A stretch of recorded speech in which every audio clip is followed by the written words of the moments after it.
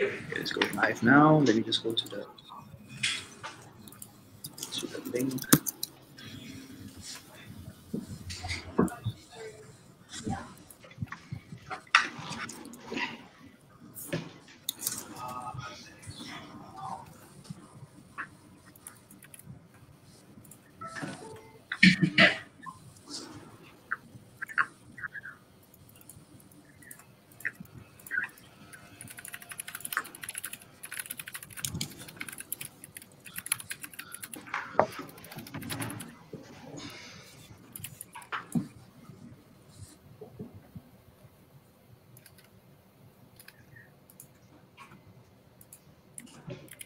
Okay, the link has been shared in the group.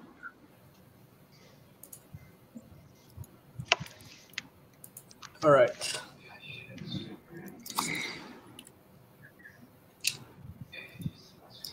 Good morning, everyone. Thank you for tuning in to the RWC webinar. This is the third iteration for esports, gaming, game content, etc., etc.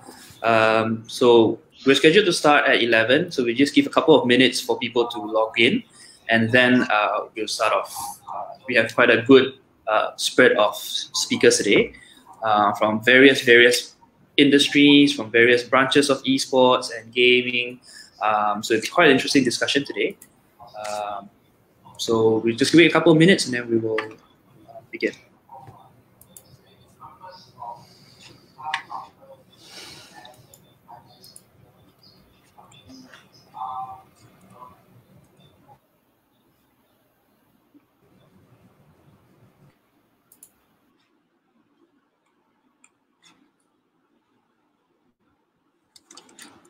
Okay. We have, let me check.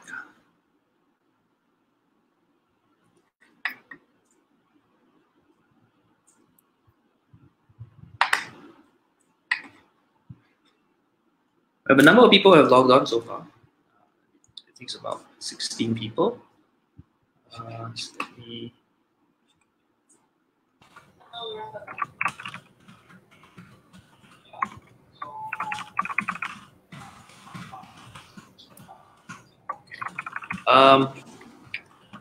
So while waiting for people, let me just give the outline of what we're going to do today.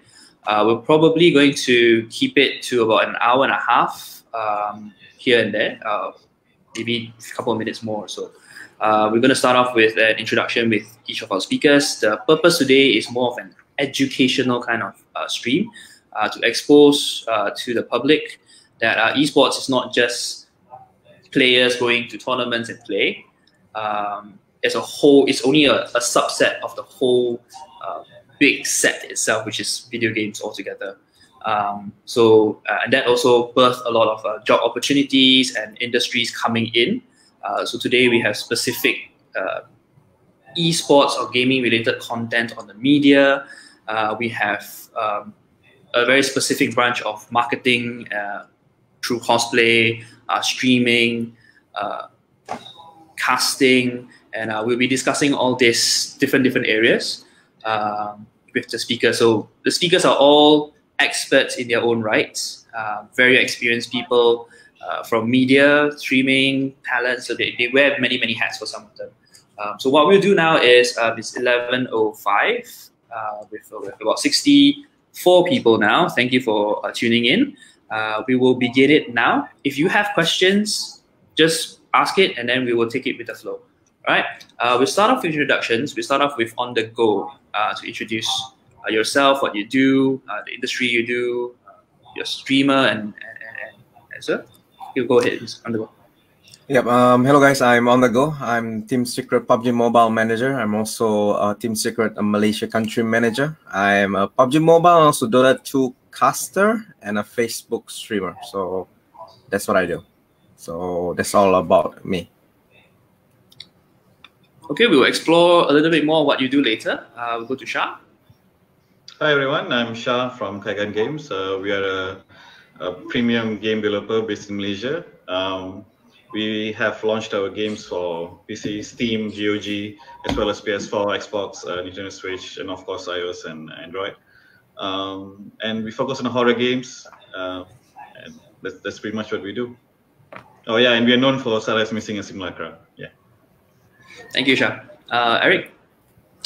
Hi guys, my name is Eric. I am the team director for Dota 2 for Fnatic. Recently, I basically manage the team, including scheduling, financial, etc., etc. Whole wide covering, and also I handle the regional business of Fnatic. Excellent. Micho? Yes. Hi guys, thanks for tuning in. I'm Micho from D2NC, which also stands for Dream Square Marketing and Communications. We run events, we provide talents mainly related to cosplay. And if you're wondering what is cosplay, it actually stands for costume and play. The idea is to dress up as a certain character where it can come from game, movies, manga, comic, and so. And what I had been doing for the past few years in the esports industry and also in the movie entertainment industry is that I am the talent or being the mama-san, which is like the agency for the cosplayers and talents. Thank you. Last but not least, we have Fikri. Hi guys, I'm Fikri from Media Prima Digital. So I'm the esports producer. I'm actually really honored to be part of the panel today. When first time I was invited, I was like a shock because I remember the other panels are like, have much more experience than I am. But yeah, so I'm actually the producer. We produce Kejohanan Eastern Campus, and part of Media Prima Digital, we have two esports media platform, which is My Game On, as you can see here, and we have also IGN with Asia, with which we have recently, if I'm mistaken, last year, which we acquired in Media Prima. Excellent. I said last but not least earlier, but last but not least, I'm Bryan, and I'll be your moderator for today. So as discussed earlier or said earlier, I'll just repeat that for those who just tuned in. Today we'll be focusing somewhat on esports, but more so the other ancillary areas of esports, such as streaming, cosplaying, team merchandising, game production, and media. So I'll start off with media first. In terms of media, where, traditionally we know media as, watching news, reading newspaper, and then a couple of years ago, more and more indie organizations started coming up to do esports reporting. And it's only very recent times we see companies like Media Prima coming in to do some esports content or even gaming content with the acquisition or merger of IGN. Can you maybe tell us a little bit more on that, Fikri?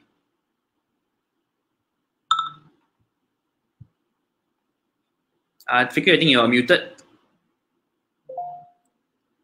Yeah, so we have been in this esports industry for about 3 to 4 years already. We first engaged with esports when during the first ESL, which is in Genting Highlands. That was actually our first engagement. Then we did a lot of Gagaria events. We did a couple of events, but we see there's a lot of potential in esports and gaming in this space. We've been working closely with MPEC for quite some time now. It's just it's part of our responsibility actually just to grow the esports industry in Malaysia. As a media, we need to tell the public what they need to know, what they should know, right? So that's why we had our own My Game On, and recently we acquired IGN Southeast Asia. Yeah. So in terms of the esports content as compared to traditional content, do you see an increase of people wanting to follow esports content as compared to traditional content like sports or any other kinds of content? Yeah, I mean, definitely. That is it's actually what's happening right now.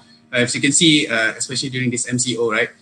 We can look at the trends at the database. There's a lot of games like Mobile Legends, PUBG Mobile. The number of downloads and active users are increasing massively. So that means there are a lot of people playing games. There are a lot of people are actually tuning in to streamers right now. So it's, of course, when they are interested in this space, they would want to know more about what's happening within this industry. So the media is playing this role to actually telling people like what is happening throughout this industry, what the latest update, what's the latest games that is out there right now. So yeah, to answer your question, yes, there are increase of consumption, media consumption within this esports and gaming industry. All right, you mentioned streaming earlier, so maybe I want to direct this at OnTheGo. You've been a streamer for quite some time. You've been casting as well, and if we look at this MCO COVID period, a lot of people started going into streaming. I see comments all over. How do you start streaming? Can I buy? What do I need to buy? The capture card, etc., etc. Personally, for you, what do you think about streaming today as compared to, let's say, a couple of years ago or when you first started, for that matter?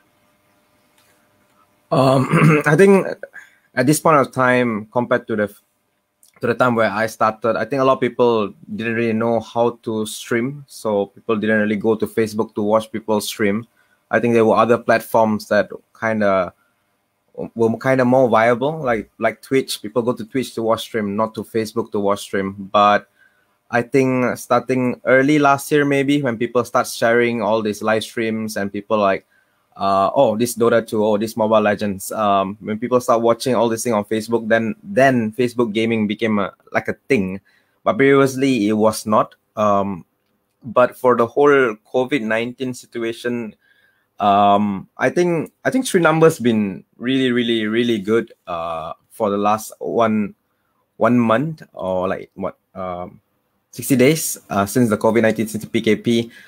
Numbers been really great at the moment because everybody is at home and all this professional play. Like for me, I'm more towards PUBG Mobile. I seen all these pro player when they stream, maybe they get like 1,000, 2,000 concurrent viewers. Now it's like triple that number because they're kind of building fan base. Because previously, like Fikri said, the number of users are increasing like massively. So people who just started playing the game, they need some kind of this source, like how do I play like a pro, how do I get better at this game. So when they want to go towards that direction, they go and watch all these streamers playing the game, and that's how the streamers actually grow as well. So I think the whole COVID-19 situation is kind of helping out a lot of these streamers, including myself as well. Numbers been really great. People are still donating. I want to point this out that maybe like 2 months ago, getting donation through stars for small streamers is not like a thing. But now you can like, let's say if you have like 200 to 300 concurrent viewers for your live stream, getting close to 800 ringgit per month is like very possible. Because there are so many people watching and they are giving you free money. And this 2 months ago, this is not possible. But now 800 bucks a month is very possible already. So yeah, that's for streaming. For the other speakers, if you have things to add, just to indicate that you have something to add, then I will direct it to you as well. Before we go on, just go down to the very basics. What is actually streaming? Because I've spoken to people and they've said, oh, streaming means I go on a particular medium and I watch something. Like if I stream a football match, I'm actually watching something. But esports is a whole different meaning of streaming. Maybe OnTheGo, you want to talk about that? What is streaming actually? So basically streaming, let's say I'm a PUBG Mobile player. I'm playing a game and I want other people to watch from my perspective. So I stream it. So basically people can see from my perspective how I play, so on and so forth. But also for streaming, we can also include esport, right, Eric? You can include esport as the whole streaming, right? Yeah. So basically if someone is playing tournament, like for Fikri's case, they did the kick where they play Mobile Legends. So it's like Team A versus Team B, and then they just collide and start fighting and all. So if people, you want to make sure a lot of people watch it, you stream it on platform like Facebook or YouTube or even Twitch, so that people are aware that, oh, there's a tournament. This tournament is called KEK for this game title, Mobile Legends, so people can watch it the tournament is taking place in Puncak Alam, Shah Alam, but then if you're from Penang or Singapore, you can still watch your favorite team, or maybe your brother is studying there and he's playing in Shah Alam, and you are in Kuala Lumpur, let's say in Johor Bahru, you can still watch it through Facebook. So basically, they are streaming the game, the tournament, through a certain platform. Then you can watch it. So I think that's the whole streaming thing. But Eric, yeah, can you hear me? Yeah. All right. So I think streaming in general is just the summary of it says that anything live really. So anything that can go live is basically streaming. You can. I mean, a lot of people on Twitch, for example, they don't just stream games. They also stream themselves talking to people, cooking, etc., etc. So whatever you can put on the internet while you're doing it live and interacting with fans, I would call that streaming. So basically, everything that Eric said, anything that you just put on online. Today we're seeing. Previously, when it's just purely games, today we're seeing, like Eric was mentioning, cooking, live shows, or even I've seen streams of them going around Japan and doing their daily stuff.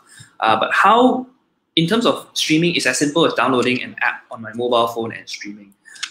In that sense, how do you see the monetization? How can a streamer monetize this stream? Because I understand today there are people who are streaming their job is streaming basically. They stream every day, they stream hours a day. That's a full-time job. How does monetization come in that sense?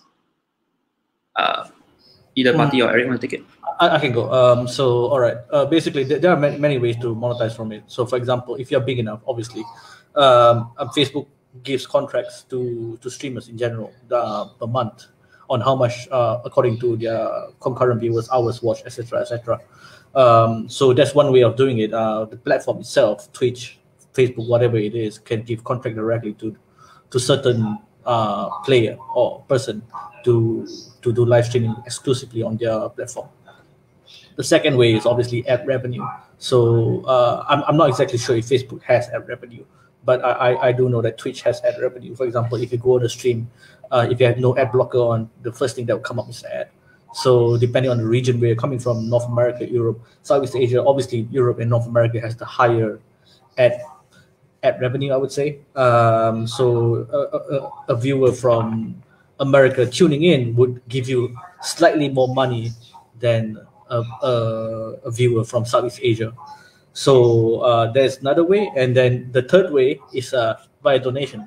Players, people in general, if they like what you're doing, and sometimes they want your attention, etc., they would donate some money to you for doing a good job streaming or for being entertaining in general. So yeah, there's 3 quick ways to do it. Okay, thank you. So Shah, we're talking about streaming, and it's not uncommon to see game studios giving, let's say, free keys or free games to streamers to stream the game to get more attention to the game. So we know a lot of the bigger publishers usually do that. What about indie publishers? Do they also do that, especially, let's say, Malaysian indie publishers? Do they use streamers to push their game out? That's like our secret sauce, actually. We have zero money for marketing, right? So what we do, and we do it for all our games, right? What we do is literally we blast out like thousands of emails to all the YouTubers and Twitch streamers that we know, and we have like a huge list we have compiled over the past few years. And out of that, maybe like 2 to 3% might reply and might even play the game, but that's it, right? That's the target we want. And what we realized is when we were starting out, when we didn't have a brand name and we were not known as a game developer who makes horror games, it's much easier to get a YouTuber or a Twitch streamer with like 100 followers to play the game, right? And you might think like, what's the value in that, right? Because people are saying, I need Markiplier to play my game, or I need PewDiePie to play my game, but that's not going to happen to you, right? So what happened was, if you can convince a streamer with 100 to 200 followers to play the game, the people who watch that video or who watch the stream, they are like, hey, I want another YouTuber or streamer to play the game. So they actually message them organically to say, hey, you should play this game. It's really cool. Because for viewers, right, they are not 100% like this is the game that I want to play, but they want to see the reaction of people playing the game. Like, how would they do it? How would my favorite streamer do this, react to this jump scare, for example, because we make horror, right? So that's what happened. So that's what we realized. So when we can convince the 100, 200 to play, the fans asked the streamers of a few thousand followers to play the game, and eventually just grew from there. And but it took longer, like, you know, it is not day one you get a huge streamer to play a game, but day one you get a few hundred, and within the first month or second month, we did get Markiplier to play the game, and we didn't even know his email to him because it's quite hard to get in touch. So literally, it's like, and we even got Jacksepticeye to play our game, but it's literally the fans push the game, they message them on social media, they're like, hey, you should play this game, you should play this game. Like recently, after like 3 years, oh my god, I'm blanking on their name, MadPat. Do you guys know? From the game theory, is it right? So another huge YouTuber, and they do like analysis of game. Like after 3 years, they played our game, and we were like, there's no marketing, we didn't do anything, but for them, it stuck with them, you see, because a lot of viewers always ask them to play our game, like, hey, play this game, we want to know how you do it, right? We want to see what's your reaction stuff. So even after 3 years, that power from the viewers to say, hey, this is the game that we want you to play, sticks there, and hey, out of nowhere we get content made for our game, and that is really valuable, because out of nowhere, right, can you imagine after 3 years you get covered by a huge YouTuber? That's so much value in that on the brand itself, right? So yeah, it's really interesting. But yeah, that's what we do. We just give out tons of free keys. We just want people to play the game. And to be fair, even when Jacksepticeye played our game, the bump in sales was not that big. Surprising, right? But it's not that big. But the long tail is huge, because strangely, people do watch old VODs and old videos of YouTubers even after a couple of years, and they do convert to sales. But yeah, it's really interesting. One question that I've always have in my mind is when publishers or game companies, when they give free keys, and then they're expecting some reaction is one. They also want a review, for example. So if a streamer ends up saying, I don't really like this game, it's not my kind of game, I think this is very low production. From a game production perspective, what then? Do you still continue engaging such a person if he comes back to you, or how? I think this is one of the oldest marketing terms people say, right? Any publicity is good publicity. Right? Literally, it is that. Yes, and our game, I mean, not to say that our games, people are saying, oh, this is a perfect game. No, we have had all of it, right? We even had our recent game, like Jack, example. He said our first game, he loves it so much. Second game, not so much. We were like so down after that. We were like, oh man, that's so sad. He's our biggest, person like pushing the game IP, and he's not so happy with our second game. But the thing is that content was still made. People still remember the game IPs. People still remember the developers. There's still value there, and it's valuable feedback though. Like it's literally like getting free feedback from thousands of content creators on your game, right? Yeah, you can't make all of them happy. I think nobody can do that. No game can do that. And if you see in context, right, $1 billion company like Blizzard can still screw up their games, right? And $1 billion company like Ubisoft and EA can make games which people hate so much, right? We are like a 11% indie dev. Of course, we're going to make games where people are going to be like, oh yeah, I didn't like some parts of it. Yeah, that's good feedback. Yeah, give me more. And yeah, we'll try to make it better. But that's the thing, right? It does pull you down, make you sad a little bit, but you got to learn, you got to push forward because it's still value for you. Anything that engages the community is value for us, right? That's a fact, right? And any time where a person cares enough to tell about your game and talk about it, there's actual value there. Because you can imagine like there's thousands of games out there right now where nobody talks about, right? So when somebody even says this game is not as good as I want it to be, yeah, that's value. Yeah. So I guess it's not what brings you down, it's how you get back up stronger. Yeah. It's true. You gotta move on, man, because we are planning for the long term, right? It's not like, hey, this is my game, this is my magnum opus, and I'm done with it, right? It never happens that way. Not everyone is, I know with Minecraft, right? No, not everyone is there. Most of the people are like, Rovio, after 40 games, you make something good kind of deal. Yeah. What about from a streamer's perspective? do they try to please the person who gave them the key, and I'm trying to make it like all fancy and flowers and rainbows, or are they brutally honest and go, this is my take on it. I don't like the game because of A, B, C, D, E. Maybe we can start on the go, and then maybe if Eric wants to add in. So, if someone give me a free key and ask me to play the game, I think I won't be brutally honest. I will just play the game because I got it for free, right? So if I enjoy it, then I'll play it more.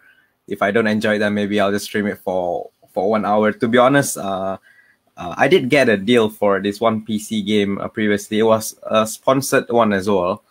And I played it. They actually gave me like this in-game currency worth like 600 ringgit. I only played the game once for like 1 hour. And once I'm done with the whole deal, I didn't touch the game. I just uninstalled the whole game because I didn't enjoy it at all. I know it's a good game. A lot of people enjoy it. Just that it's not like my kind of thing. Like Shah said, you cannot please everyone, right? Like for me, there are certain games that I just cannot play. I go dizzy and all. So it was a no-no for me. But I myself, before I stream any game, I go and read the review first to see whether it's a good game or not. Is it worth to play or not? And if the reviews is super good, I try my best not to say anything bad because people know better than me most of the time. So recently, I think I played Ori, and it was a very tough game for me. And Eric was watching the whole game the whole time. He was watching the stream. For me, it was, okay, this is damn tough. I want to quit. But Eric was pushing me like, oh, you need to do this, you need to do that. And I start having fun a little bit. So sometimes you need all this.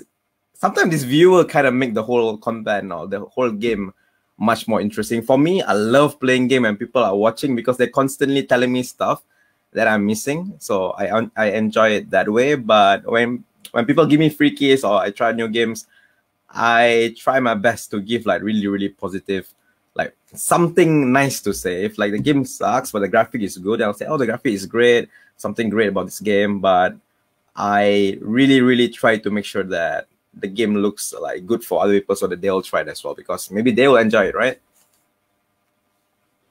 Eric, anything to add to what Pati had said? Yeah, okay. So you were saying about reviews, and when you talk about reviews, of course, one of the most common review platform that I know is IGN. And IGN has games of, there's this either community reviews or their own staff reviews or editor reviews. Fikri, maybe you can, you see, I think a lot of people don't know when it comes to this kind of organization, big IGN, for example, and when game devs or game publishers want to send them a game, is there do they have to be confident? Is it very neutral that, I know that my game is very good, let's send it to IGN and hope they take it up? Or is it there is a deal that you work out and say, okay, look, can you come and review my game? I'll give you this and this and this. How does it work in that sense? It depends actually on the relationship of us and also the game developer. Yeah, it basically depends on that. If that game was suggested by someone that has a good relationship with us, for example, from MNEC, then we would just do it and we just have fun with it. We just write it out. But there's a case whereby the certain game developers, they have a budget, so they could actually utilize the media platform as part of their marketing tool. So we would do some write-ups, not just that, we could do some videos. There's a lot to it actually. Yeah. Micho, what about, because you mentioned earlier that you do talent management. Does that include streaming? Yeah. Yes. It does for not just me and my friends. For example, last year, I think early last year or something like that, I also was sponsored and streaming for mobile game, and also alongside with other female talents, female cosplayers. So what happened is that even if we don't enjoy it or didn't enjoy as much, we try to just give it more like an intro, give it a more neutral kind of review. So we won't really say that, oh, what we don't like, but we can give constructive criticism like, oh, I think that I hope this can be better in some way, something like that. But otherwise, if it's something like a sponsor ad, a job, or a free game from our potential client, we won't purposely go and bash the game even if we don't like it. But so far, fortunately for me, I don't really have any bad experience with any game so far. So that's lucky for me. So in the sense of cosplaying, Ashar, you want to say something? Sorry, go on. In terms of cosplaying, right? One of the so cosplaying, as far as most people know, people dress up as the characters and either go to a convention or something, right? Yeah, but you have managed to monetize or commercialize that. Can you mind sharing how does that work? Okay. Let me start with how it started for me, all right? So for most cosplayer, it actually started as a hobby. It's the same in my case. I started cosplaying in 2010, but how I got involved into the esports scene is in 2014 when I first started playing Dota 2, and I got really addicted to Dota 2. And of course, being a cosplayer, it means that we want to cosplay characters we love. And obviously, loving Dota 2 means I have to cosplay characters from Dota 2. Is to show them that, hey, I'm a huge fan. I want to dress up as this character. I want to like let everyone know that this game is awesome, something like that. So fortunately, at that time, esports scene in Malaysia is also growing and rising. And there's not too many Dota 2 cosplayers in Malaysia. So fortunately for me, and not being too shabby looking for the overall outcome, I was noticed by various event organizers. Me and my friends were invited to local events, and so that's how it started for us. And eventually, because of how often we do it and we start to grow reputation, a name, plenty of talents work with us and they are satisfied, plenty of clients, they think we are good enough, the price and everything, the talents, everything, they are satisfied working with us. Because some agency, they like to quote very high but pay the talent very little. And so, but me, for example, me and my friends, we have been the talent ourselves. So we know how hard it is to be a cosplayer, being a talent on the spot. So we try to treat the talents as good also. So eventually it grew until now where the event will still continue to engage us for cosplay engagement, to provide cosplay influencer, to do shout out for events, to attend for media launch, and so it looks good in the media photos, and yeah, all this. So you mentioned that it was very much a gaming.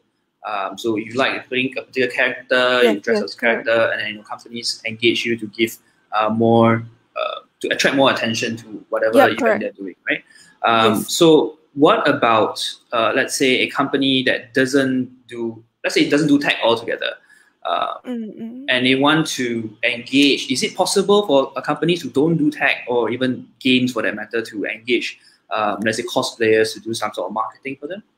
Yeah, sure. Well, cosplay, you can actually just use it as a marketing tool, not only for gaming or esport titles, but also for, like, let's say movie. I had worked with Sonic Pictures, Warner Brothers, Fox, all these, like, to promote for their Deadpool movie. We go on a road show, or there's also like those mascot, you see those cute bear or cute looking characters, all these. We do roadshow all over Malaysia.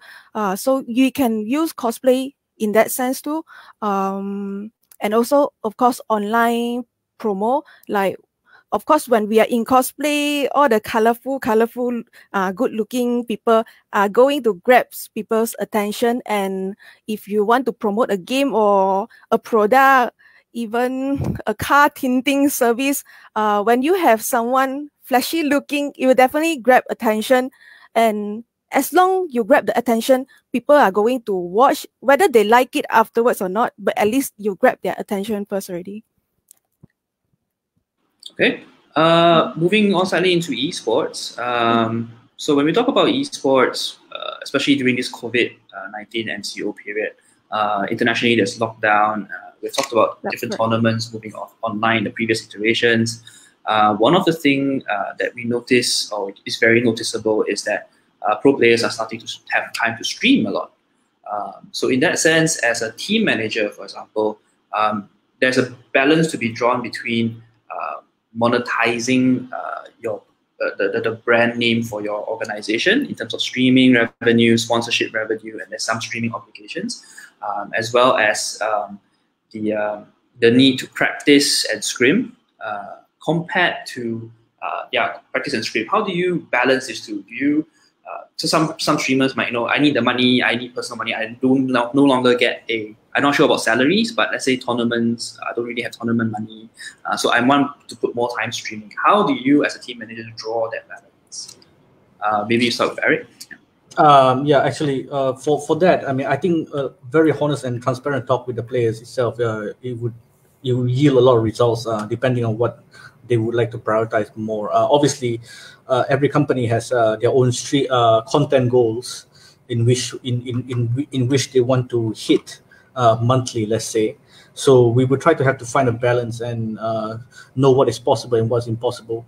As you can tell, there are, as you said earlier, there's some tournaments that are not happening anymore. So there's not actually as many tournaments as you thought they would be. So at the end of the day, because there's no tournaments, so people are not training as much, so they can spend a little bit more time creating content for the company.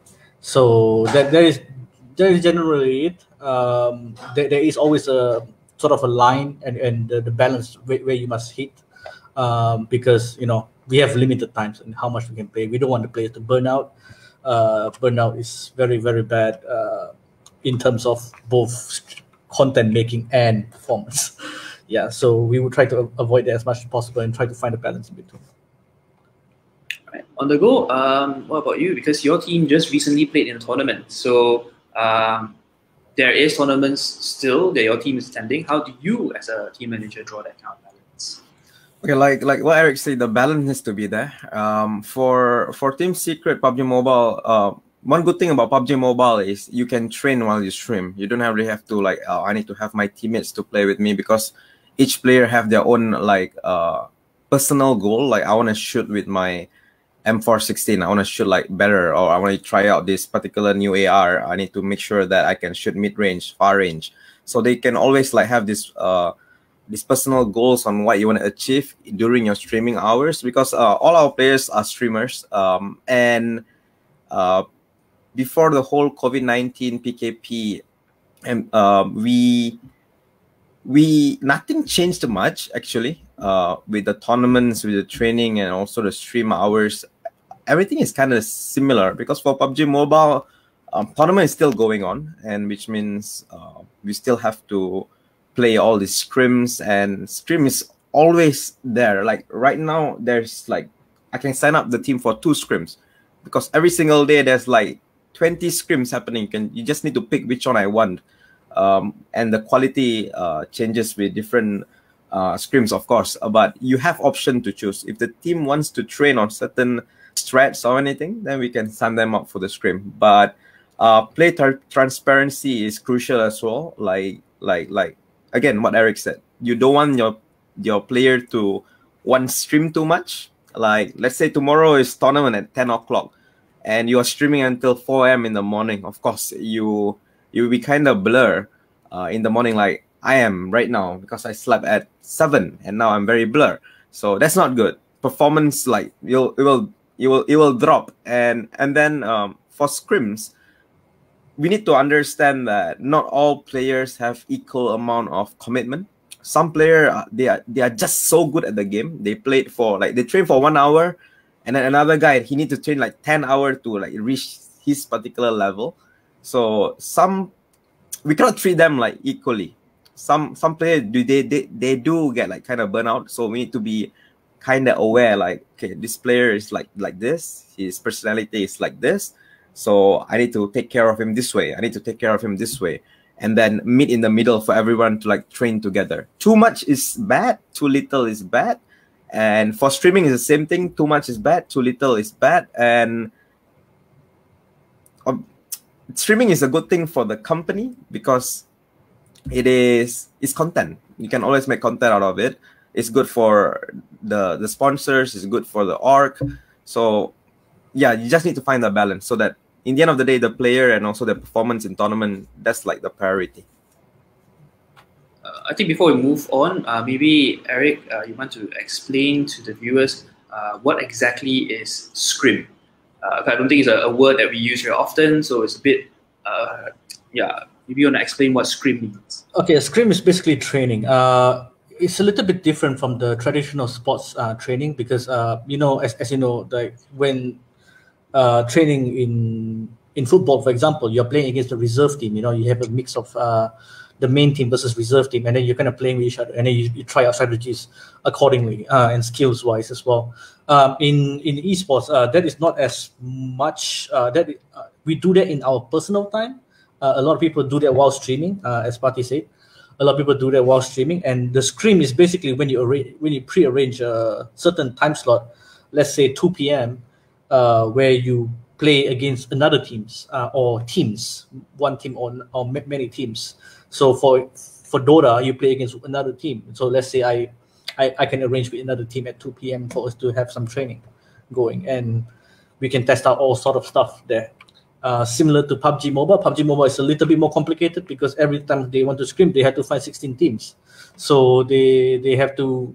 It's like a whole big organization where it's a bit more complicated. But definitely people are pulling it off, and they also tend to live stream the training itself so that other people can watch it as well. The one way to monetize it. But for many other games. The screen data, the training data that we get are very private. It's not live or anything. Nobody can get it. It's just for ourselves. Yeah. Okay. Eric and OnTheGo, you both come from very international organizations, Team Secret, Team Fnatic, and for esports teams, one way to monetize apart from sponsorship and really going to tournaments is merchandising. You leverage on your brand name, you leverage on the player's image, and then you want to sell in, like for example, Fnatic computer gear, the peripherals, the keyboard, the headphones, etc. Especially in this time of, we go to events, we go to tournaments. There's always a booth there to push out, let's say, gears or merchandise. But under this MCO and lockdown period, how does that affect? How has that affected, let's say, merchandising for that matter? Start with Eric. Yeah, so merchandising. I would say the peripherals are doing really well right now because obviously people are stuck at home and they're playing a lot of games, and it's time to it's finally time for myself to get a new keyboard. I've been using this bad one for many years, so this is like time to get it because I'm gonna be home for the next 2 months. So the peripherals are obviously doing very well. So as for apparels are very cool, and there's a lot of dimensions to it. But in general, people like to buy apparel because they can show it off to their friends, right? So when you can't go out to show off to your friends, people tend to buy less apparel. So perhaps something that would improve over a little bit of when the corona situation slows down a little bit. So merchandising. As for team merchandise, that's definitely it. As for all the other ones, I'm talking about like pins and keychains, etc. I don't think much change. I don't think much have changed for those. Yeah. OnTheGo, do you want to give your 2 cents on this? Yeah, I agree with Eric. You cannot go out, then people don't buy stuff because people buy all this fancy stuff because they just want to show off. I have a secret hoodie. I have a Fnatic jersey. So people go out just to show off, right? So of course it will go down. But for my own personal experience throughout this whole lockdown period, the one thing that is selling really well is actually this chair. I think people are just sitting down at home. Maybe we forget that we always play a game on our wooden chair whatsoever. Then maybe they want an upgrade whatsoever. So gaming chair is like a big deal now. I think a lot of people are actually doing this gaming chair purchase, and there's still delivery happening. You can get it like in 3-5 days time. So gaming chair is like something big. And since Secret, I'm not sure about Fnatic, but Secret have their own Secret Lab, Secret chairs, right? So for us, this is like one of the best-selling products. Just that kind of sometimes you're just gonna be creative, thinking like, okay, people are stuck at home. What do they really need besides a PC or a headset? They need a chair. So if people can kind of go into it and they figure out like, oh yeah, chair is needed. If I can send tell them I can deliver it in 3 days time, maybe people will be interested to buy. So yeah. In terms of merchandising, so this merchandising thing is something that mostly you would see, more commonly seen with the big organizations. Whereas, let's say, the smaller organizations, the local organizations, merchandising is really not something on their list. So for them, revenue is pretty much going for tournaments or really just streaming and hopefully getting a sponsorship somehow. So how does, like the question that is posted from one of the viewers, in terms of the merchandising as compared to the whole business revenue, is that a significant part? Is merchandising really a significant part of your, let's say, business revenue? It is significant, but I don't think it's as significant as most people would think. How do you say it? It kind of depends on what kind of esports is so well diverse. The titles that it really depends on the titles you're in, because some titles are very low cost, very high view, and some are a lot more expensive, especially the legacy titles like League of Legends, CS:GO, and Dota. So it kind of depends on how much your expense in general is. But so what you can do is what I'm trying to say is that the revenue is quite okay in terms of overall business revenue, but I would say the higher percentage of the revenue comes from partnerships and sponsorships and commercialization / content. Now, on the subject of let's say commercialization, partnerships, so the organization itself will have some form of sponsorship contracts, which will require some exposure of the brand through their team streams or player streams. So as OnTheGo mentioned earlier, his team, his PUBG team is a lot of them are streamers in their own rights. So as a streamer, sometimes you do get contracts personally, so there's a certain obligation to fulfill, and sometimes these companies may be rival companies with the organization's company. So how do you balance between a personal streaming obligation with the organization's streaming obligation in that sense? All right, when it comes to sponsorship for like individual player sponsorship and also team sponsorship, before we take any players into the organization, into the team, we actually do like this long explanation about how this whole situation will be taken care of if this kind of situation. Example, let's say I'm working with, let's say Secret is actually working with company A, and then company B came and approached BBU and said, can you do this thing on your stream, blah, blah, blah. But B is a direct competitor of A. So B will 100% say no to it. And we also kind of help out the players in a way that if anybody approach you for sponsorship, they email you whatsoever, the number one thing you do is talk to OnTheGo, or this is the email of my manager, talk to him. So every single partnership, sponsorship will all channel to us. So we decide what's good for the player. Because sometimes the player might not understand that, oh, they are actually milking me. That's not a good thing at all, because we know their value. We know where they stand in the social media, the numbers and so on and so forth. How much should we charge them per post, per video, all those things. So we actually take care of the player when it comes to all these things. And I think for both Fnatic and Team Secret, I think the player really, really do put like 100% faith in the org when it comes to decision making, what's good for them, what's not good for them, and that makes things like super simple. And for us as well, we try for this team sponsorship, team partnership over individual, which kind of make more sense for the whole team, because all of them have like equal amount of commitment, and that kind of help out the team in a long run. I'm sorry, instead of just like individual partners, so on and so forth. Yeah.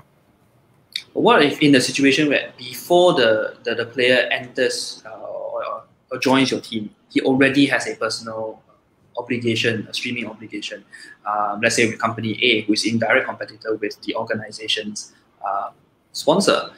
So if you want to take him, he still has his obligation, his streaming obligations with the competitor company. Yet, how do you actually play that in that sense, Eric? Well, so I have encountered such situation before. Obviously, the big ones are definitely streaming platforms. I think that's the one that usually clashes with the company's interests. So I think that there always is a situation exception. This kind of things.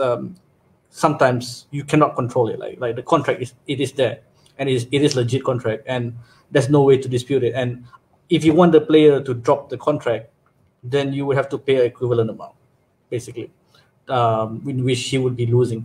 So either you can just let him continue it and try to just kind of close one eye sort of thing, or you can try to buy it out. But if he continues, how does that play on with your organization sponsor then? Because it is a competitor. Usually contracts will have a non-compete. Don't sign up with any. So how does that play on with your contract? You can try to not do anything for both. Right. Okay, I understand. I don't do it for you. You don't do it for me. It is what it is. I mean, there are a lot of play-ons to this. That right. It's very situational based, depending on the products as well. One of the questions is, while we're on the subject of streaming, should game streaming be classified under esports? Because esports, again, at the end of the day, it's the competitive arm of video games. It is really marketing for these companies to create a sort of tournament competitive nature of it. Is streaming classified under esports in that sense? Maybe you want to go to Shah? You're nodding, you're shaking your head a little. I mean, I think the others would have other opinions as well. But for me, it is like, would you classify the broadcasting of a football match as esports, right? Isn't that the question? Which would not be how it should be, right? Because the game itself as esports, as a sports, yeah, that's fine, right? You have athletes, right? You have players, but the people who are streaming it are entertainers. That's my opinion. Yeah. OnTheGo, do you want to add on your thoughts on this? Yeah, I will agree to that actually. Entertainers, it's like for me, esport is when Admiral Bulldog was playing for Lions in TI, but once he went to Twitch to play, he became an entertainer. So he was no longer in esport. For me, I always use him to differentiate what is esport and what is not esport. For Admiral Bulldog now is more to content already and no longer esport. When esport, you're playing competitively for tournament money, you're trying to win some title. But when you go into streaming, you either you let it go 100%. If you're still part of it, then it's fine, I guess. But then if you like 100% you let go already, then I don't think it's considered as esports still. Yeah, Eric? I don't think so. Basically, what I think is that esports should be just the live broadcast of tournaments, one team against another. So, for example, okay, let's say, as you say, right, Admiral Bulldog, yeah, he was playing for Alliance, and when he's playing in TI, that is esports for me.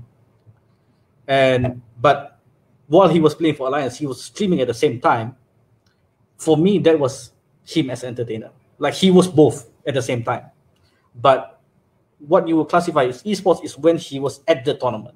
That is like the broadcast. The broadcast itself is esports, not the player, not the individual.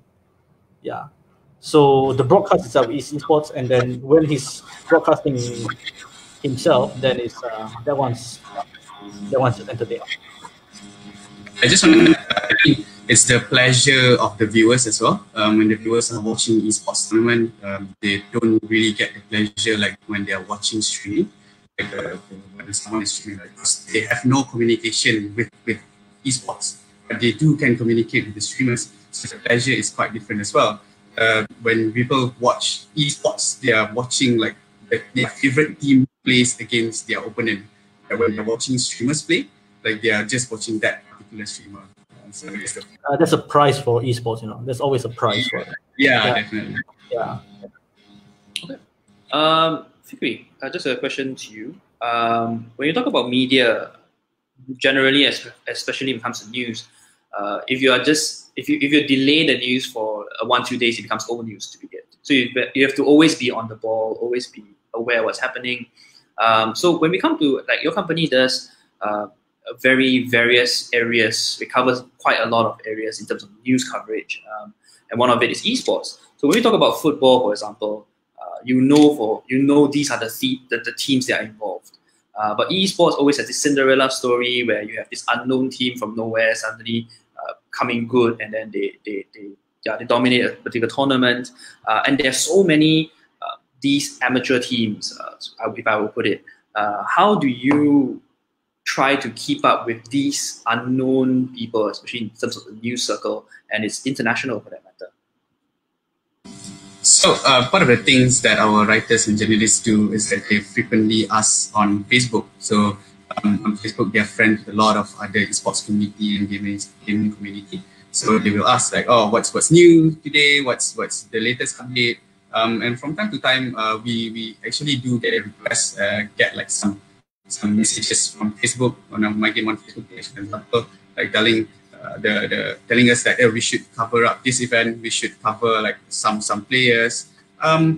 That's the thing. I mean, that's part of the reason why we actually do Kejohanan Isukan Campus, which is a campus tournament where we go outside of Klang Valley. The main purpose for Kejohanan Isukan Campus is actually to find the next Lee Chong Wei of esports, so that we could actually, look at all these amateur players and how do we actually leverage on them and get them to become a pro player eventually. Also, the other things that we usually do in Media Prima is we do not just cover the players, we cover their mothers, like their parents. Like how would their mother and as a parent, how would you feel that your kid is actually being part of the esports industry and winning championships, right? So that is what we do. That is how we find all of these grassroots players. Yeah. Okay. To add to that, right? I think maybe 4 to 5 years ago, me and Eric, we used to work together. We write articles about esport tournaments, and the one downside during that time was we couldn't.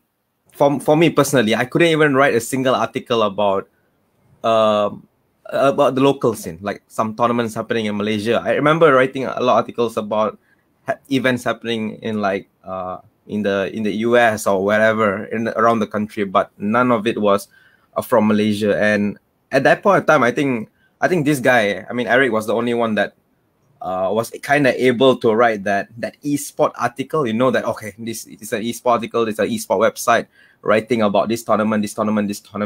At that point in time, there were none. Like literally, no one were actually writing some quality content related to esport. Nothing. No one was writing about guides. No one was writing about what happened in the tournament, dramas happened in tournament. No one did all those things.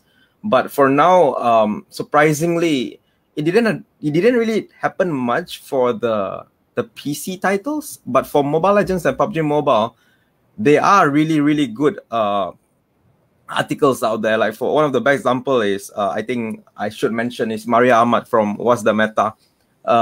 She really gained my respect. Like I'm not sure if you read her articles, coverage about all these events, about this PUBG Mobile, MLBB. I think for media like her to be so successful in short period of time is because how close she got with the community. I think with the community, you can actually go very, very far. And she had a winning formula. If community know me, community kind of understand that I put a lot of effort trying to learn about the game, know every single thing about the game, about the players' life, what they're going through, so on and so forth. People will actually care about what I write.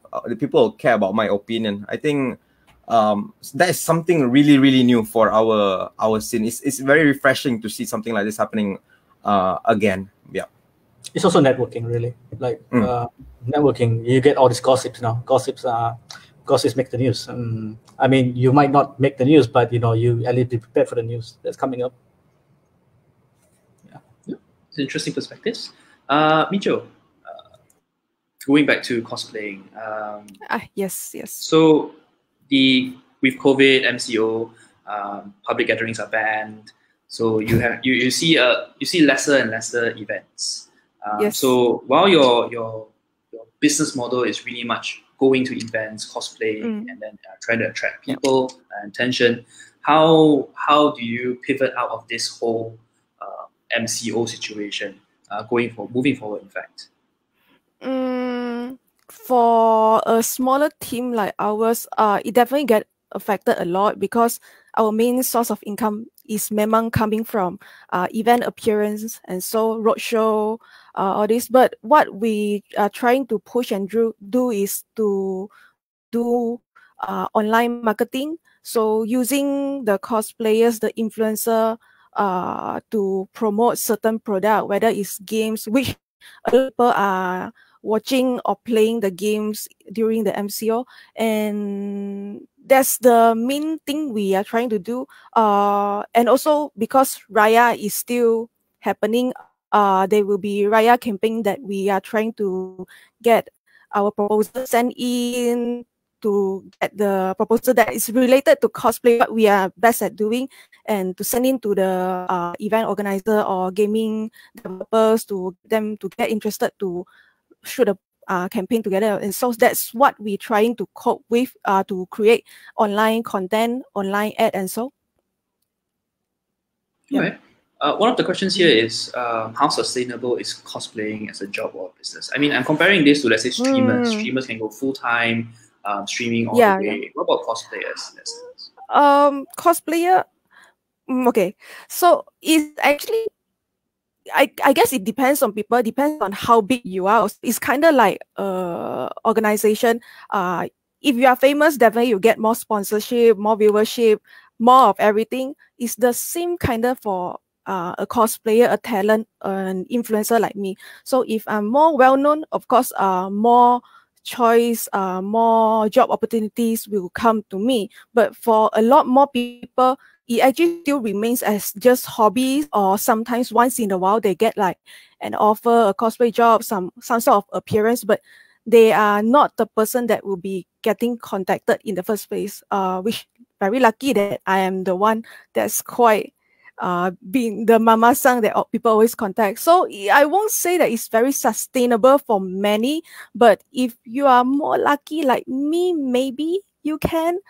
So yeah, I wouldn't say that just directly jump in cosplay, just be famous, get all the attention, and you can make a living. That's not so easy. There's a lot more skills and involvement that you cannot see behind the scene, like what Eric did mention just now, like networking, all this. Like I'm obviously not directly under esports. I'm not playing professionally, competitively, but you still see me at events often. So yeah, I guess there's always a way, but I won't say it's super sustainable for many. Okay. If I can add on to that, is that I think it's not just cosplay. I think, yeah, I mean, I know it's tough, but I think everyone in the games industry, it's tough because I think everyone here has been, at least in the few years in the industry, in whatever specialization you're doing, right? We're standing on the corpses of a few thousand before us. Yeah, true. It's the same like any entertainer, like streamer also. If you are nobody, of course, some people have been streaming for years, but no one noticed them. So I guess it depends on your skill, your luck also, your experience, and so. Okay. Shah, so happen I want to ask you this question, and a viewer also asked a similar question. So with MCO and COVID, stay at home and etc., we see people going more into games. I mean, to the point where Nintendo Switch is insane right now. So coming from a gaming production company, how does your sales been in terms of maybe two aspects? Number one, sales, and number two, maybe the workflow. Because now, how is it with gaming developers having to work at home, etc., etc.? Right. So for sales, it's an interesting trend, right? So when the quarantine period started early on, we did see a bump in sales. So I'll be truthful. We were quite happy, and that was the time when we launched. We actually localized our game into traditional and simplified Chinese, and that was a period during February when mainland China was going to lockdown, and then pop. That was the perfect time to be launching a Chinese game at that time, because we got quite good numbers. However, the longer the quarantine has been going, I think the perspective or like the need and want meter for people globally has changed. It's no longer like I want to buy a game because I want to just spend some quality time playing games, whatever. It's more like I want to save my money because I'm not sure what's going to happen in the next 2 to 3 months. Will I even have a job? So yes, it was good in the beginning, but now I can see that definitely a dip in sales. I think it is definitely similar to most entertainment industries. I think at least the premium ones, right, where you have to purchase for content. But yes, but streaming on the other hand, I can assume yes they have, because it's free content, right? And then why pay for premium content when you can just watch good quality free content? And I would agree when most of the others were saying like yes, streaming numbers have been double or triple. Yeah, I do see the trend. So it's reflected. You see, when people are watching a lot of free stuff, then they're not buying premium stuff, right? So that's on that. What was the second question? About the workflow. So we've seen publishers Okay. or games being delayed because of COVID. Yes, How yes. does that? Yeah, I think that's just, people might think that but game developers are a bunch of basement dwellers. No, we are not. We need to go out into the world and see stuff and get our finances done, get documentation done. It is a business end of the day. And as a business, I don't think any business can do 100% working from home, right? There has to be stuff done at the bank, at the tax office, all right? Salaries needs to be done, need to be processed, all of that. There's a lot of physical paper still are moving around to do business. So yes, definitely productivity is okay for us because we have done work from home when we were starting out early on and we didn't have an office, so it was okay. But we always lose the face-to-face communication when somebody is just sitting a meter away from you and you're like, hey, did you see what I've done? What's your opinion? And they can just give you feedback. Okay, improve this, improve that. So that is lost. So we are trying to adopt. So it's tough, right? It's doable, but it's tough. But I think launching a game is like extremely hard. Like you must be like really done to be able to launch a game at this period, because it's just the logistics is crazy for you to launch a game. However, I see like if for us like we are still building a game, it's okay, it's doable, but it will definitely push our launch date for a couple of months down the road. But yeah. Okay. Moving into more of the commercial topics now. Since you're on the mic, Shah, in terms of a gaming company, so towards investors or people who are interested in trying to, I'm not saying working in the industry, but they want to invest in let's say the gaming production industry. How is the flow going to be? How is that come in? Are they going to? Is it I have to buy a company, or must I have people to? Because unlike sponsors where I can just give money and then you put my brand there, gaming doesn't really have that. So how would an investor come into play then? What do they get from it in return? Sure. It's quite varied actually, because I think games industry is quite mature in the sense that there's multiple ways an investor can approach the games industry, right? So just before I forget, because when you were saying like an investor can come and say just for branding, right? There are literally games which you can use for branding. So that's fine. That can be done. Like Oreo did it. Like they had a mobile game where you can dunk an Oreo cookie in milk. It was quite a few years back. But that's my favorite example, and because it's like such a cool concept, right? Because they always say their branding is to dunk the cookie in milk and then you eat it, and that's literally a game. So satisfying. But yeah, there's definitely games which do cater for that. But going into the sense that how an investor would approach entering the industry, it can be either be scoped as an entertainment industry, right? So how would you invest into movies, right? Or it can also be structured as how you enter into a software industry. Why? Is because it sounds very different, right? When I say entertainment industry, it's games which are like premium games where you buy a game for $60 or $20 or $30 and you're done with it, right? So you have to create a good product, and you have to make the product, and you have to market it properly. You got to hit who are your good customer base, and then you sell it, right? And then maybe you're looking to sell 200,000 to 300,000 copies or 1,000,000 copies, and that's it, right? And that's what you would angle for how you would sell a movie, right? You make a movie, good script, good production, good actors, blah, blah, blah. You market it and you sell it, and you make enough money out of it. Sure, that's fine.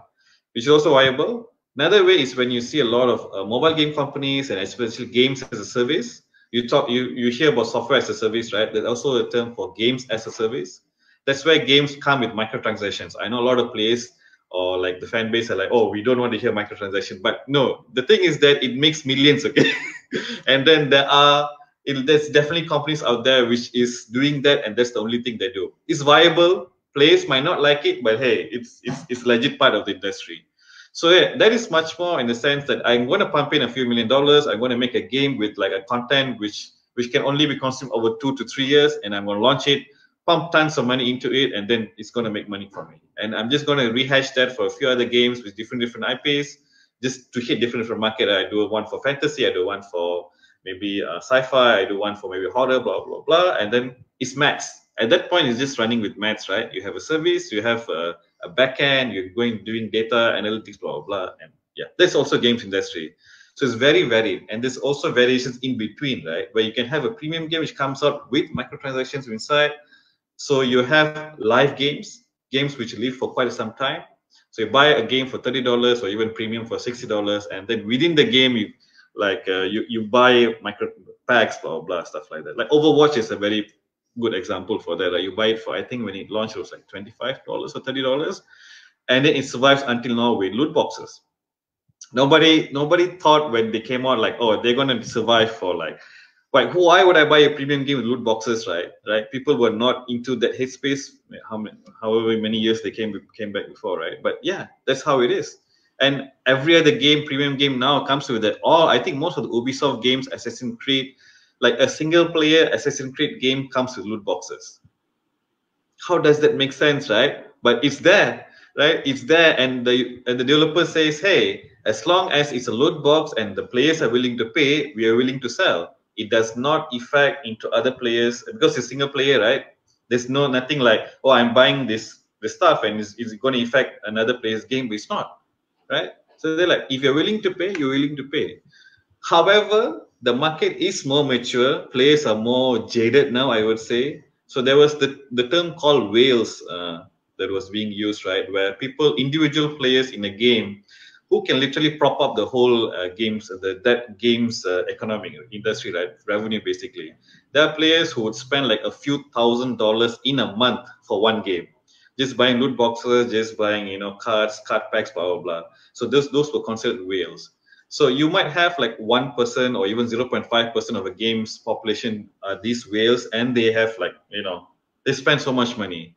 So games ended up just servicing those whales, right? The game just ended up just putting in more market transactions. I just need more stuff bought by these whales. Give them more stuff to buy because they're willing to spend. That is why I think it's a quick Google search. You can find people saying that I spent $10,000 on a game. Like, what the heck are you spending on, man? It makes no sense. But yeah, it happens, right? Yeah. From an investor's perspective, so if I'm getting you right, pretty much is I pump in, let's say, 1 million ringgit into your company so you pitch me your idea, your game, I pump in 1 million. With the understanding that I will get some returns once you hit a certain target. Would that be right to say? So that would be two ways, right? Either you pump money into the company itself. So either if the company is doing like games as a service, and then you see that the milestone they're looking to achieve, right? Like how they're willing to grow. And when you put the money into a company, it's more like scaling their production, right? Scaling their business to hit that target. You can also pump money into specific projects. For like a game company could be like, okay, I'm doing multiple games right now, and this is a project which I would need money on, that this is the revenue projection for this. So they would just say, okay, I'll pump in the money just for this project. I don't want to handle all the messy thing with the shares and whatever in your company. I just want to fund this project and revenue share from there, blah, blah. So it makes sense in that also. I feel project funding is more easy and cleaner.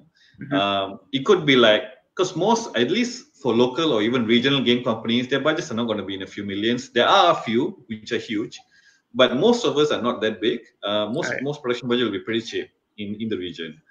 So I think that could be like the first step for investors to come in and say, hey, this is how the industry works, just to get a taste for it. And then when they're more confident, then they might go and invest into the actual company and see, and how they can grow further from there. Okay. What about international organizations? You're muted. Sorry. Oh, sorry. Right. Okay, sorry about that. So I can talk about this. So the commercial aspect of esports organizations, basically, I think it can be looked at from two different perspectives. So the first perspective is the titles, right? So the PC games. So that's the first perspective. PC game has been around for a long time, and very, very mature scene. Generally, players are also of a naturally higher salary because of how long the game has been. The viewer numbers for PC games tend to be regional and global. That's when the viewers begin. Like that's when you see the 5-digit. That's when it starts. So the regional and the global. So and most of the sponsors, most of the company sponsors for PC games are typically global, at least regional as well. So obviously during this MCO this lockdowns of coronavirus situation, a lot of events has been cancelled. Like for example, TI and mid-season invitational for League of Legends. This caused a very big lack of brand exposure, and it also apart from that, it also decreased the numbers of hours watched, because during TI and MSI and Worlds is when the numbers really spike for the company. So because of that, it is very much less appealing for sponsors. So a lot of companies are because of the lack of these events. A lot of companies are going to survival mode. They are trying. I mean, a lot of companies have their war chests. They have war chests for this kind of situation. But do you really want to burn all your war chests? Going out of this corona situation. I don't think that's the play. I think that's a terrible play. So, and also a lot of the new partners or investors, or at least some in the timeline that you're gonna get, they're also shrinking their marketing budget to be allocated elsewhere. So everything's very iffy, I would say, in general. And because of this, a lot of teams have been dropped, and a lot of teams have been getting some salary cut to make ends meet, to at least make sense of the current situation financially wise. So the second aspect of this is mobile games. So I talk about PC games, now I'll talk about mobile games. Mobile games in general are low startup costs, very, very new scene, very low startup costs, salary-wise, significantly lower than PC games, I would say. And also, mobile games tend to be national league-based. So national league-based, as in Malaysia has its own league, Indonesia has its own league. And I would say that the national league is like 60% of the, in general, 60% of the tournament circuit. So the tournament is still running fine. Everything is just fine. Maybe the global and the Asia level would be cancelled. But the thing is that a lot of these, because of how national based it is, a lot of these teams are also have local sponsors. For example, Team Secret has Maxis, Yudu Gang has Yudu, and I mean, it would be great to expose all this to other countries, but the targeted audience is national, So once the national league is over, the C finals is over, that is like KPI reach, KPI is reached right there. More is better, but it's not necessary, I would say. I wouldn't call it like super ultra important. The point is that the KPI has been reached. There's no point advertising Yudu and Maxis to Brazilians, There's no point. Like, they're not gonna buy it, So my main point is that the newer titles with a stronger foundation of that is like very national based, not as affected as much as the traditional esports titles, PC games, Dota, League of Legends, CS:GO, who operates on a more global scale. But it's not all grim. Just that esports, we are lucky because esports and gaming in general is the least affected by this coronavirus situation, since we are still running. I mean, all of the sports events are being cancelled, but we are still running. Like we still have tournaments to play. We still have, like, everything is running almost like 80%, 90% capacity. And in fact, now the viewer numbers has increased. So I think it's a matter of time where the traditional sponsors will start looking into this demographic of audience, young male between 18 to 35 sort of demographic that they would need. But a lot of education is needed for them. And yeah, just it also, I mean, this Corona situation also increases a lot of the. I mean, companies are also being very proactive in creating content. This could be streaming, online activities, or crossover games. So maybe some PUBG Mobile playing some Dota playing some PUBG Mobile, something like that. So it's all fun. So that I believe that at the end of the day, the esports will come out of this a lot stronger than it was before, because of how we evolved during this situation, and because of how many eyeballs we're getting in this time as well. Fikri, do you agree, because you are from the media side, you, and especially your company that does covers so various aspects like sports, news, etc., and esports. So Eric's mentioned that the demographics seem to project that even traditional sports are looking towards trying to esportize their different sports. Do you agree, or do you have any comments to that? Yeah, I actually really agree. Because we can see that a lot of the traditional sports, the MotoGP, the football, the EPL football suddenly is doing the FIFA, the EPL, MotoGP is doing MotoGP right now. So I definitely agree with Eric. But I just want to add more points on clients and sponsors, right? So in for us as well, there's a few sponsors that pulled up during this MCO, particularly main reason because their business is more affected during this period of time. But there are also clients that relies heavily on ground experiential, right? So they need people to experience their product. They need people to try out their product. So that is the clients that we actually keluar daripada apa yang we really want to do. But there are clients that really spending with us right now that has a lot of touch points in the digital market. So I think it goes both ways. There's pros and cons to it, but I really do agree with Eric that after this MCO period, this esports industry will rise up in that situation.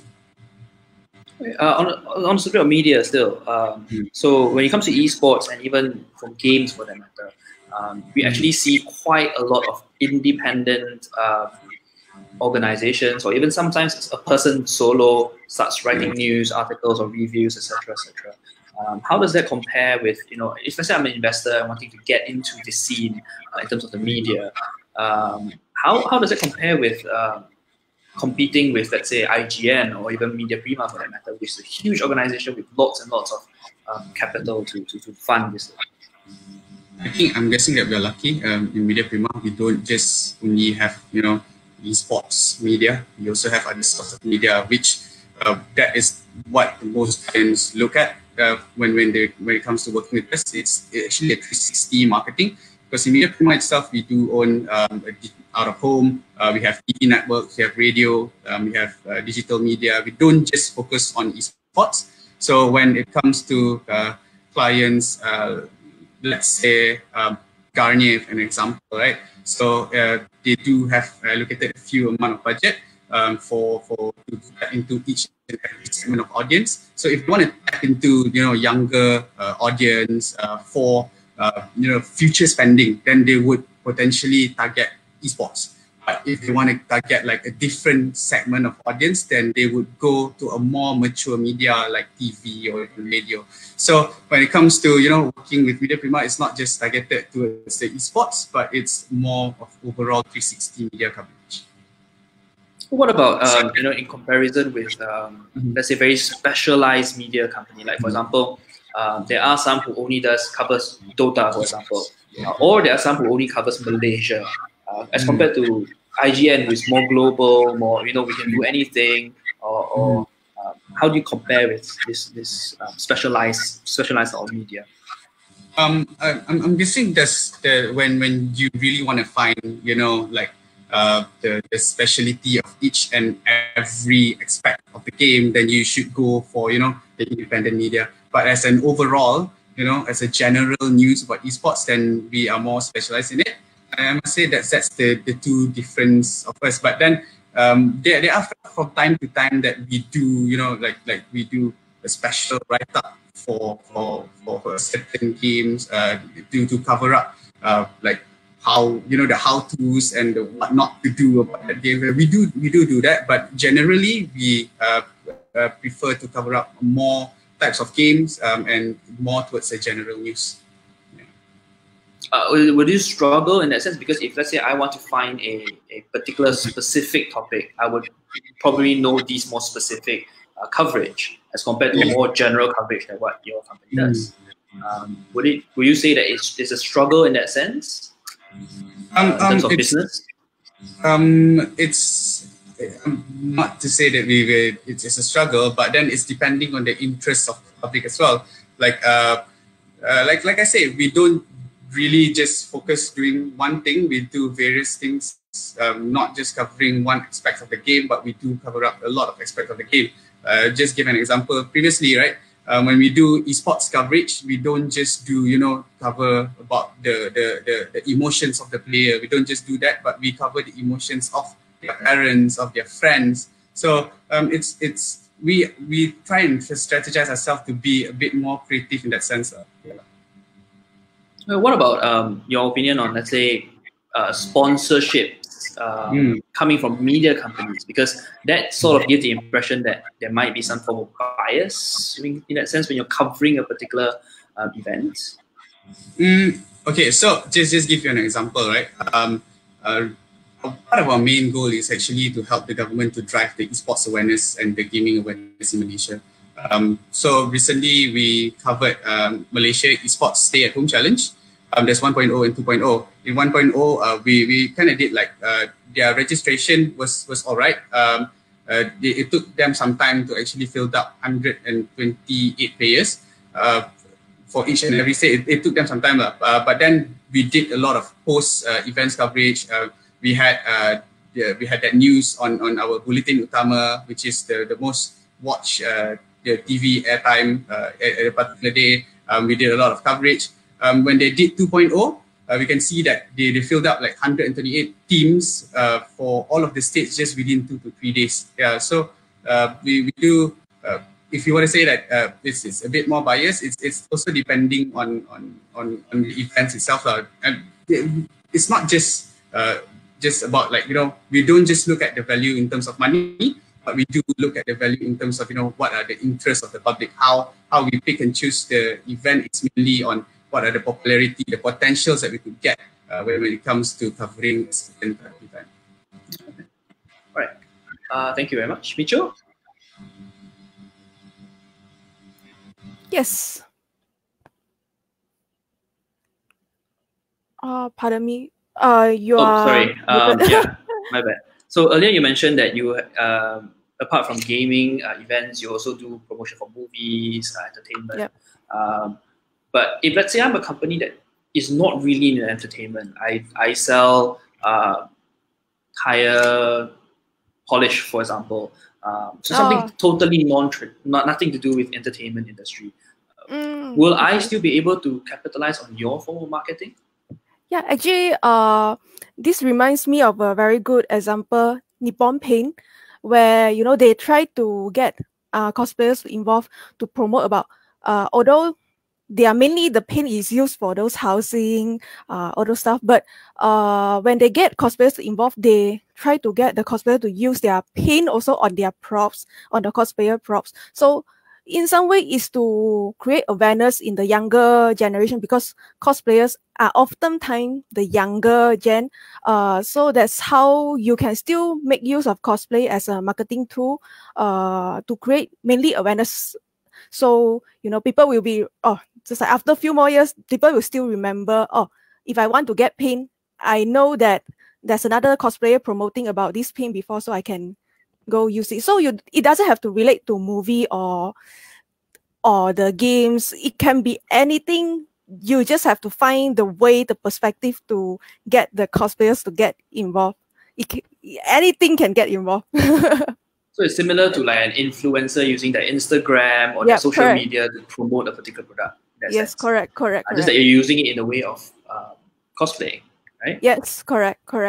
Like Uniqlo, they also get cosplayers to promote, because Uniqlo sometimes they release those like Disney characters design or certain brand collaboration design. Then they get cosplayer to model for the t-shirt also. Okay, all right, thank you very much. On the go, one last perspective from you. So Eric just now gave a very international perspective on how investors and how to monetize esports organizations. However, at the end of the day, even especially in COVID-19 and MCO, being international because of your brand name is still there. I mean, today people still know Secret, people still know Fnatic, and if you're a fan, you're a diehard fan. You still go for their merchandise, you still support them. But this isn't the same story with local teams per se. So when it comes to Malaysian teams who try to make it into the scene, I'm a player or I'm an own organization. How do they then, because they don't have the coffers that or the money that a big organization would have. So how has MCO been affecting them? And I know how especially with lockdowns globally and the lack of tournaments, how can they pivot out of that kind of scenario? I think when it comes to the local teams, I'll just take two examples of from PUBG Mobile team. One is the Bapa Esport under Master Ramen, and the other one is Yudu Gang. They are under sponsors that are not really affected by the COVID-19 situation. I would say I'm not 100% sure about it, but since Yudu, the telco is like close to 100% digital, so they are not as affected compared to the other telco that have retail stores, so on and so forth. So having those kind of sponsors in a team makes it great, because just now Eric mentioned about the whole like for Maxis, if we play for like the whole 60% of the Malaysian side of the league, they hit the KPI already. The thing about it is, yes, even if we play the Malaysian league, we already hit the Maxis KPI, blah blah blah. But when we go to the World League or the Global Finals, so on and so forth, when you go to higher stage, the Malaysian are the one that are gonna watch your team, they're gonna support your team. So you are still targeting the correct market. So it's still a good time to actually approach these correct sponsors. Another example is the one I gave, Bapa Esports, C Gamer Mall. They are people. I think it's a company that sells in-game currency. So that kind of sponsor is not really affected much, because now more people are actually playing the game. More people are actually buying the in-game currency from C Gamer Mall, so on and so forth. So choosing the right sponsors and people who want to grow with you, with the team, and I think that's the most important thing, because your vision is like on the same right path. One team is like, I want to win global finals, or I want to win the national championship, so on and so forth. And this guy is like, okay, I'll sponsor you and let's grow together. I think picking the right sponsor at this point of time is like really, really crucial, because things is not great. I don't think investors are coming in as much as the last 3 to 4 months. People are rethinking about the investment. Is this like a good thing or not? But I have faith. Again, I'm gonna say what Eric said. We have all these eyeballs on us.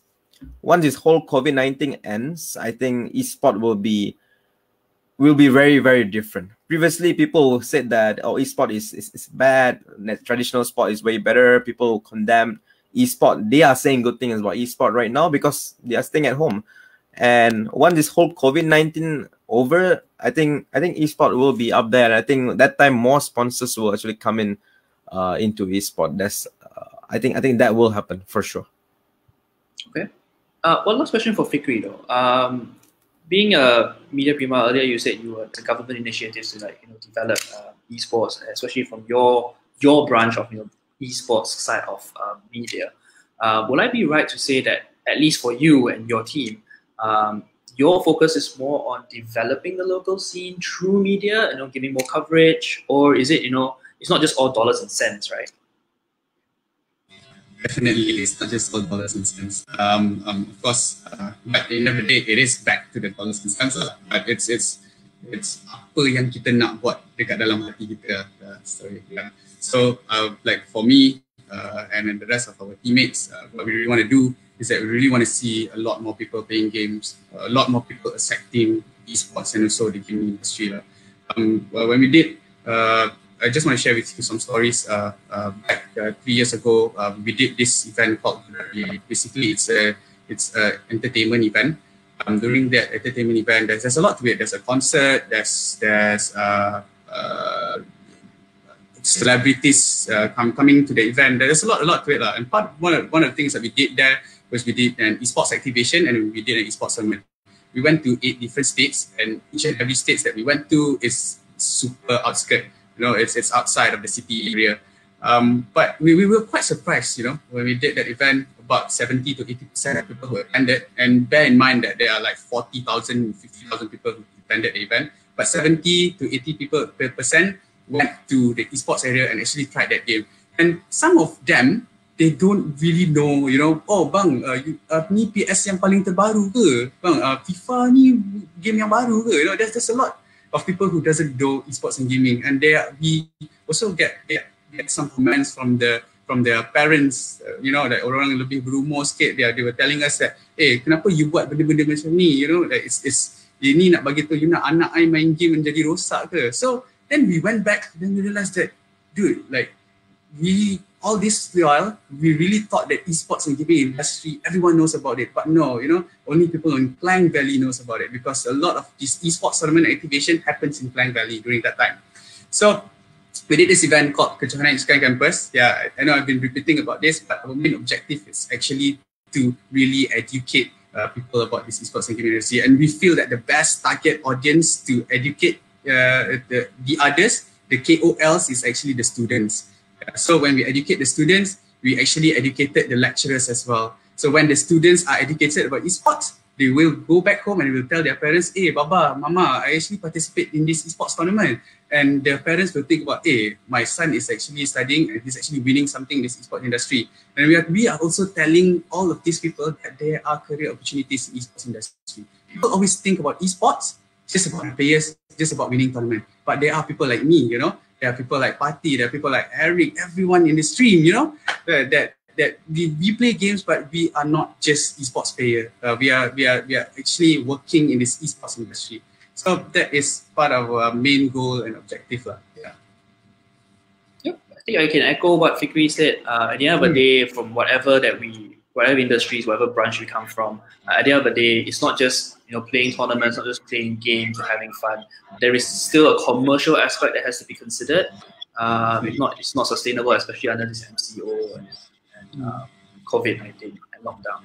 I think we have one comment that has been answered by Eric. Maybe you can just make 2-3 minutes just to maybe talk about it if you want. The one about, you know, being an employee of a major organization, how do you communicate with HQ?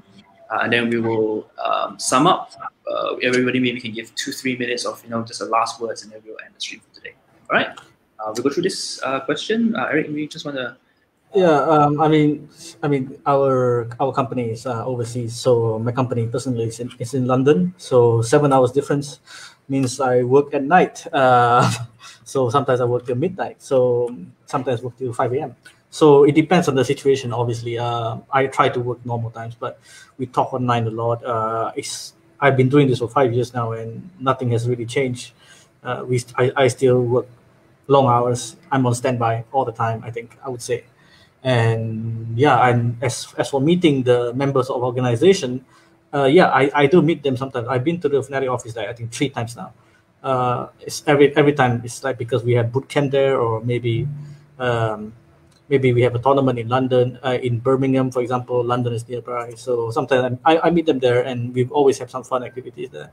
So other than that, it's just basically some of my company rep showing up in tournaments, and we would just we meet up in tournaments. Okay, so can we just sum it all up? Maybe give a 2-3 minutes of you know, what your industry can do, or what people who are looking at industry, is there any misconception you want to clear up, or if let's say they want to jump in or invest into your industry, what should they look out for, etc., etc. Maybe we start with Fikri and go around. Fikri, Micho, let's start Fikri first. I must say that let's work together, like everyone in this industry. Once we work together, everything is possible, and everything we can reach out to every aspect of people in Malaysia.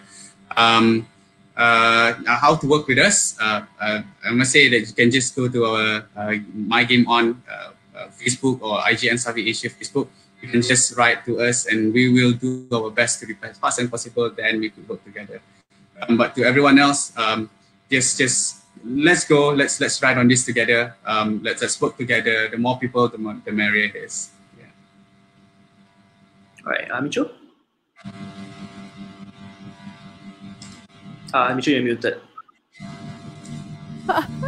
Sorry. So, while we are seeing more like talents like cosplayers, influencers getting involved in the esports scene to promote a certain title or event, and so I definitely do think that it's important to get the people like cosplayers, fans involved, because giving the fans a platform to shine through, to get noticed, it helps the fans to get connect to the game or the event better. So it's like Blizzard, they always try to give out like template, characters design, organize cosplay competition, and so for the cosplayers to join, because it gives the fans who are creative and crafty to get featured on stage also. So it's not, esports event is not just about the players, the tournaments. There's a lot of aspect to it, which one of the main thing cosplayer do or is also being a fan to get featured and bringing entertainment value to the event. So yes, do consider having cosplayer at the event. Okay. Eric? Yeah, so actually there is a severe lack of managers, I would say, in the Malaysia industry. So I would say I would very much love to have more people aim to be part of the management of esports team in general. What I would say is that I think you should, any aspiring team management people should try to acquire some skills through whatever means, people skills, managing skills, etc., time management. All this stuff is more important than actually than anything really. I mean, it's not just for for the job, but it's for life as well. And I think if you have one of these any of these qualities, you'll be a great manager. And we are in severe lack of managers in Malaysia. And I would hope that somebody will come up and be a good one that I can notice and be proud of. Okay. Shah? Yeah, so I think for investors looking into the games industry, you have to realize that the games industry has surpassed Hollywood for many years already. The sheer amount of revenue they're bringing in, and I think the games industry is extremely varied. It's not like the movie industry with just one point, right? One part of it. Where we have in the games industry, we have the production of it, the creation, the maintenance, distribution, and also the esports version of it. Like you have a totally another industry tacked on into that. So it's extremely varied. There's a lot of opportunities to explore in the games industry, and also people looking into coming to the game industry is a mature industry. It might not look like that for a lot of people because there's like, oh, it's like for it's not, it's a different thing, right? But we need a lot more engineers in the games industry. We need a lot more sound designers, a lot more writers, so many talent. We need so many of them into the game industry. So yeah, please join. Yeah, and for investors looking into it, yeah, as a mature industry, there's a lot of opportunities to be had, especially when we are growing, like one of the fastest growing industries still after so many years. But yeah. Last but not least, OnTheGo. Yeah, for streamers and people who want to be streamers, I think it's a really good opportunity for us to, if you guys haven't always thought I want to be a streamer but never started yet, now is a good time. Go and ask the streamers out there on how to stream. If you don't have any knowledge, go to YouTube, go and see some tutorial if you want to see on how to stream whatever game you are playing, PC game, mobile game, whatever it is. Just give it a try. Maybe you are born to be an entertainer, to be a streamer. Even if you want to be a pro player, do remember that there are a lot of opportunity out there. There's a lot of events happening during this COVID period where it's all open qualifiers. If you are good, you are good. If you are good, you get discovered by all these big teams, and somehow maybe one day you might end up in Team Secret or even Team Fnatic for whatever game title. So don't give up and continue doing what you think is best for you. If you think that you're not a good player, you should be a manager, then you can be like me and Eric. We both suck at games, but we are good at managing teams. So you can try that. If you're a good writer, you're good with media, you can go and call Fikri. If you want to be an engineer, but then you don't want to work as a mechanic, then you can go and find Mr. Shah and become a sound engineer. There's a lot of opportunity out there for esport and also for the whole gaming industry. Just use this opportunity as well as possible. And I think we all need each other, and we need you guys to come up as well, so that we have a lot more people involved in this as a whole. So yeah. All right. Thank you very much. On behalf of RWC, Richard Chambers, I want to thank all the speakers for taking your time out. I'm sorry it extended like 15 minutes, but thank you very much for taking some time out to explain to us your different industries, your struggles, and how can people get into the industry. We also want to thank the viewers. Thank you for staying with us and watching with us. We hope that this has been a very beneficial session for you, and stay tuned for more. Thank you very much from all of us. Cheers. Thank you.